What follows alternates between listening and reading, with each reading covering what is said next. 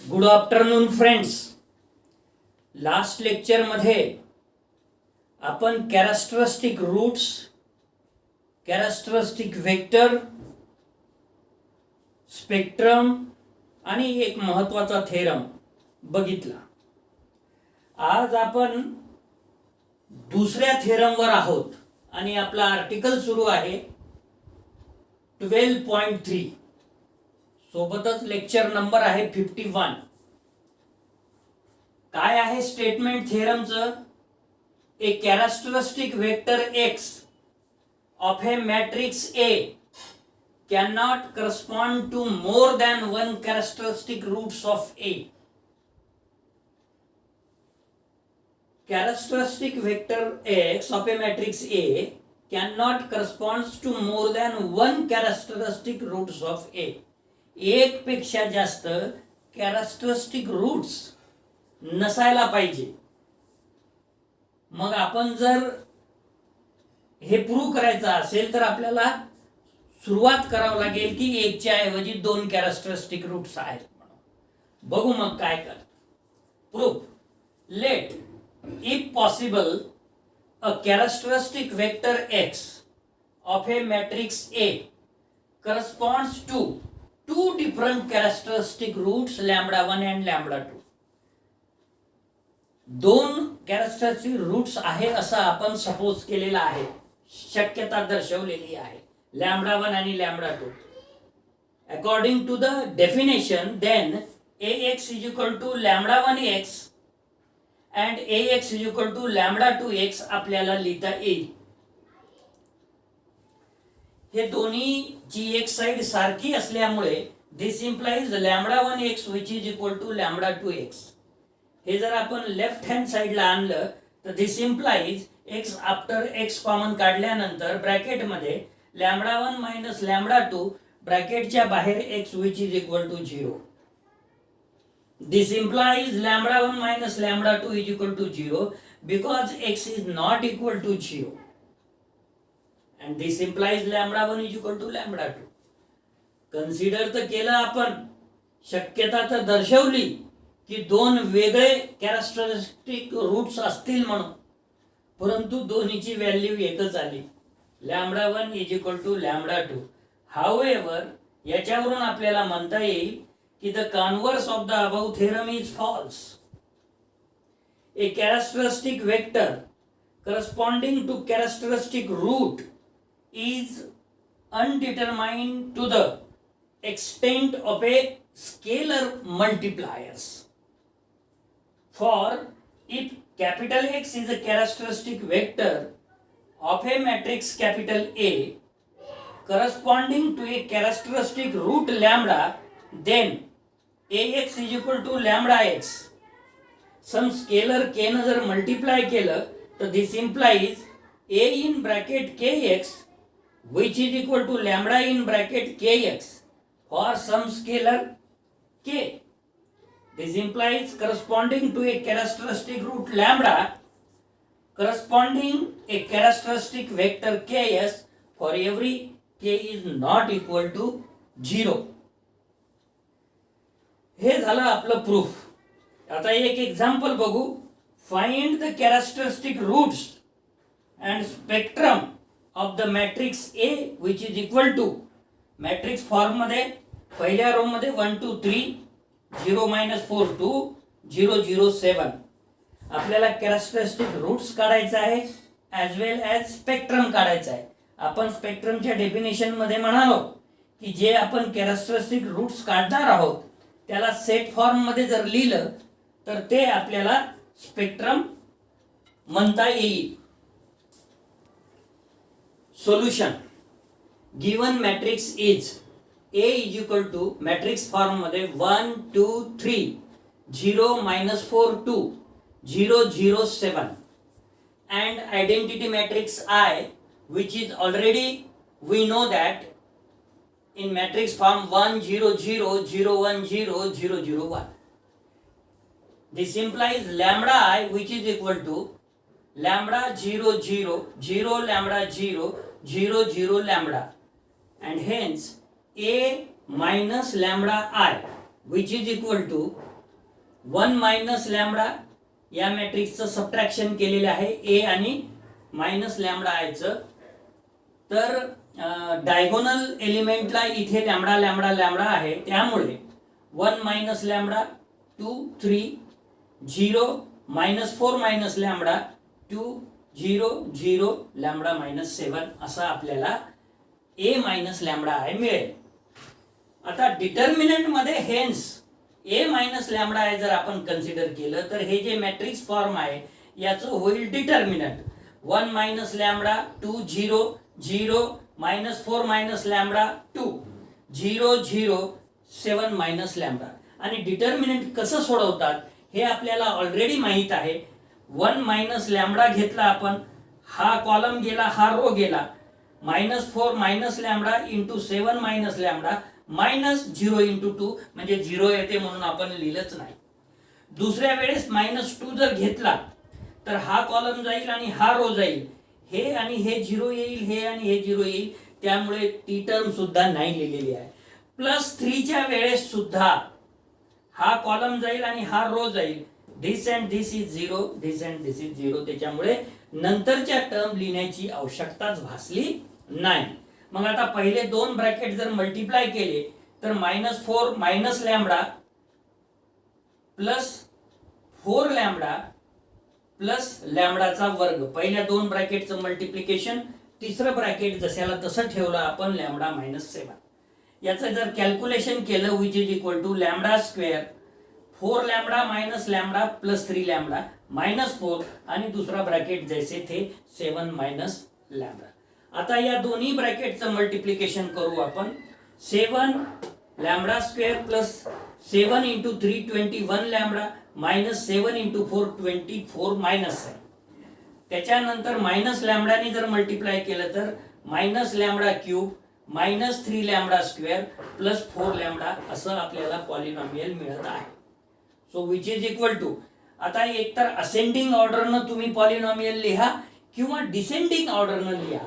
जर समजा आपण डिसेंडिंग ऑर्डरनं लिहायचं ठरवलं तर मायनस लॅमडाचा cube 7 lambda square minus 3 lambda square म्हणजे plus 4 lambda square, 21 lambda plus 4 lambda म्हणजे प्लस 25 लॅमडा आणि minus 28. Hence the characteristic equation is, काय आहे इक्वेशन, मॉड मध्ये ए मायनस लॅमडा आय किंवा डिटर्मिनंट मध्ये A minus lambda I which is equal to 0. Sometimes some students right,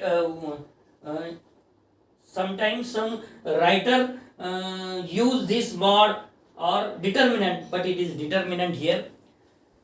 So which is equal to minus lambda cube plus 4 lambda square plus 25 lambda minus 28 which is equal to 0. Hence minus sign जर multiply केलं तर लॅमडाचा cube minus 4 lambda square minus 25 lambda plus 28 which is equal to 0. आता काय झालं हो की आपण सेकंड ऑर्डर पॉलिनॉमियल पर्यंत तर सहज फॅक्टर पाडू शकत होतो, परंतु जेव्हा थर्ड आणि हायर ऑर्डरच्या पॉलिनॉमियल आपल्या समोर येतील त्यावेळेस आपण 8th किंवा 9th स्टँडर्ड मध्ये पॉलिनॉमियल नावाचा एक चॅप्टर शिकलेलो आहे आणि त्या पॉलिनॉमियल चॅप्टर मध्ये आपण 3 किंवा 3 पेक्षा जास्त जर डिग्रीची पॉलिनॉमियल असेल तर रूट्स कसे काढतात एक मेथड शिकलेलो आहे आणि त्या मेथडचं नाव आहे सिंथेटिक डिव्हिजन. काय आहे हो सिंथेटिक डिव्हिजन, यांचे कोएफिशिएंट घ्यायचे 1 -4 -25 28 आणि इथं 1 येते का रूट ते बघायचं. 1 ला 1 इथे लिहायचं, 1 × 1 1, या दोघांचं सबट्रॅक्शन झालं -3 -3 × 1 -3, या दोघांची ऍडिशन झाली -28 -28 × 1 -28 आणि हे 0 मिळाला. इथं जर 0 नाही मिळाला तर तो रूट आपल्याला नाही मिळाला असं समजायचं. याला आपण दुसऱ्या साध्या भाषेमध्ये असंही म्हणू शकतो, चुका आणि शिका.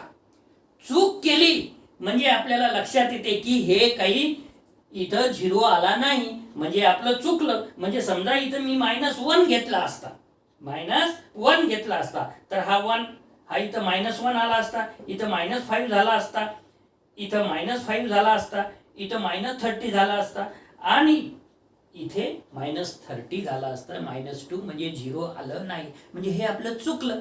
मग -1 याचा रूट नाही आहे म्हणून 1 घेतलं तर 1 आलं. सो याला आपण असं म्हणू की चुका आणि शिका. मग दुसरा रूट असंच तुम्ही 2 घेऊ शकता, -2 घेऊ शकता, 3 घेऊ शकता, -3 घेऊ शकता. त्यानं तुमचं येणार नाही. -4 न येते म्हणून -4 घेतलं 1, -4 -7 -+28 हे 0 आलं. त्याच्यानंतर 7 घेतलं कारण की नंतर +4 5 -5 6 -6 यांनी तुम्हाला रूट मिळणार नाही. मग हा 1 घेतला, इथं 7 घेतला, 0 आलं आणि अशा तऱ्हेनं तुम्हाला रूट्स काय मिळालं. Its root are lambda is equal to 1 -4 7. Thus characteristic roots are 1, -4 7.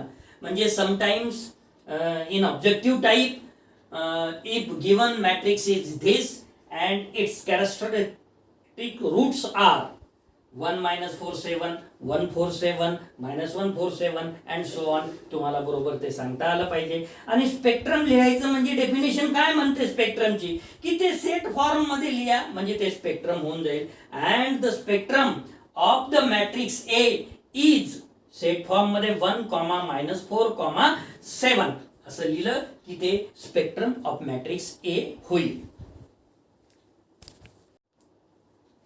Next example 2. Find the characteristic roots and the associated characteristic vectors of the matrix A which is equal to matrix form मध्ये पहिल्या row मध्ये 8 -6 2, दुसऱ्या row मध्ये -6 7 -4, तिसऱ्या row मध्ये 2 -4 3. Solution. Given matrix is A is equal to matrix form मध्ये पहिला row 8 -6 2, दुसरा रो -6 7 -4, तिसरा row 2 -4 3. And identity matrix I which is equal to matrix form मध्ये 1 0 0 0 1 0 0 0 1. हेन्स लॅम्बडा I म्हणजे आता लॅम्बडानी ईच अँड एव्हरी एलिमेंटला आयडेंटिटी मॅट्रिक्स मधल्या मल्टिप्लाय करायचं. मग होईल ते मॅट्रिक्स फॉर्म मध्ये लॅम्बडा 0 0 0 लॅम्बडा 0 0 0 लॅम्बडा. आता कॅरेक्टरिस्टिक इक्वेशन साठी आपल्याला या ए मॅट्रिक्सचं आणि मायनस लॅम्बडा आय असं करावं लागेल आणि त्याचं मॉड घ्यावं लागेल. So this implies A minus lambda I which is equal to 8 minus lambda -6 2 -6 7 minus lambda -4 2 -4 3 minus lambda. Hence determinant मध्ये a minus lambda I which is equal to determinant मध्ये 8 minus lambda -6 2 -6 7 minus lambda -4 2 -4 3 minus lambda. आता हे determinant आपल्याला सहज सोडवता येते. मग याचं कॅल्क्युलेशन आपण करणार आहोत. 8 मायनस लॅम्बडा इन ब्रॅकेट हा कॉलम गेला हा रो गेला 7 minus lambda into 3 minus lambda minus हे मायनस मायनस प्लस आणि -60. त्याच्यानंतर +6 इन ब्रॅकेट हा कॉलम जाईल हा रो जाईल -6 in bracket 3 minus lambda minus minus +8 +2 हा कॉलम जाईल हा रो जाईल -6 into -4 24 -2 in bracket 7 minus lambda. आणि मग आता हे मल्टिप्लिकेशन मी काही सांगत नाही, तुम्हाला सहज मल्टिप्लिकेशन करता येते.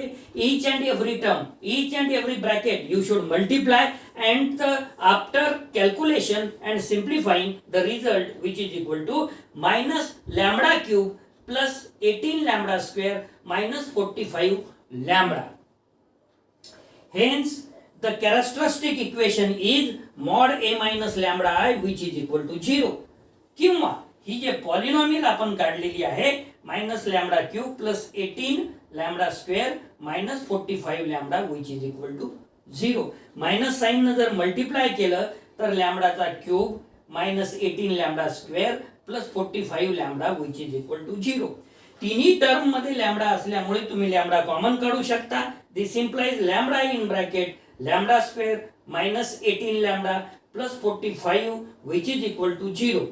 याचं जर कॅल्क्युलेशन केलं आपण फॅक्टर पाडले तर 15 3 जा 45 दोन्ही याला मायनस मायनस जर साईन दिलं तर मायनस 18 येऊन जाईल आणि तुम्हाला फॅक्टर मिळेल. पहिला फॅक्टर ऑलरेडी आहे लॅम्बडा मायनस 0, दुसरा फॅक्टर लॅम्बडा मायनस 3, तिसरा factor lambda minus 15 which is equal to 0. आणि मग याचे रूट्स मिळाले आपल्याला.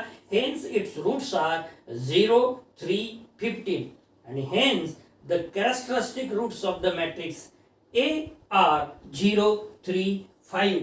मित्र हो, हे जे एक्झाम्पल्स आहेत, असं एक्झाम्पल तर तुम्हाला या वर्षीसाठी विचारणार नाही, कारण की हे थेरॉटिकल मध्ये अशा पद्धतीचे एक्झाम्पल विचारले जातात. पण characteristic roots of this matrix is हे तुम्हाला विचारू शकतात अशा पद्धतीने. त्यामुळे कोणताही एक्झाम्पल आपल्याला सोडता कामा नये. तुम्हाला ते प्रॅक्टिस करावंच लागणार आहे. मी 2-4 एक्झाम्पल घेत जाईल, बाकीचे तुम्हाला करायचे आहे. आज आपण या लेक्चरसाठी इथेच थांबणार आहोत. धन्यवाद.